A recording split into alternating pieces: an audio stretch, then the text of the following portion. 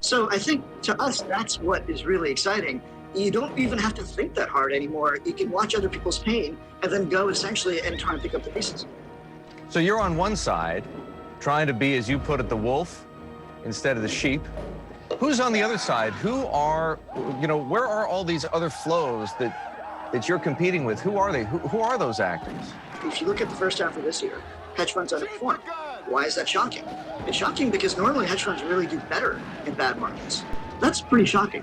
What does it tell you? It tells you that there are a whole lot of people out there doing a whole lot of trading, but not generating a whole lot of return.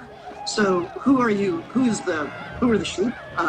Look, I think, frankly, I think when I look at, for example, many of the people that have worked for me and have gone off and started their funds, I mean, it's an exceptional group of alumni that we have out there. I think there are immensely talented people. But I think more and more these days, when I look at the hedge fund world, there are fewer and fewer people that you really feel like you can actually talk to. So look, I think that just means that there is alpha out there, but it's going into fewer and fewer hands. So the hedge funds are the sheep. I think the hedge funds are no longer the wolves. That's probably the best way to put it. I'm still not clear on who the sheep are. Are the sheep like, the Davy Day Trader Global are the sheep, large systematic investors? Who are the sheep? I think it's everyone who is being pro-cyclical, right? I mean, I think, so in a way that would be quant funds, it is short-term traders. It's, in a sense, a bit of all the above what you mentioned. I think ultimately in this environment, if you can't go and withstand some pain and think through insanity on a given day, you are going to end up giving up money to the person who can. Have hedge funds underperformed because there's something wrong with the hedge fund model? It used to be that there were plenty of funds to work for that were true investor funds.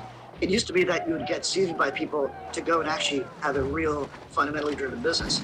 Now the money is so easily available from many of these bond shops, but the problem is that that money is very, very low risk tolerance, and therefore you have to invest in a totally different way. Is it fair to look at the incredible reflation in stock prices and the prices of other risk assets, and furthermore, the profits that banks are making in this crisis, and say the Fed bailed out Wall Street, bailed out the people with capital, bailed out the donor class? Look, I think the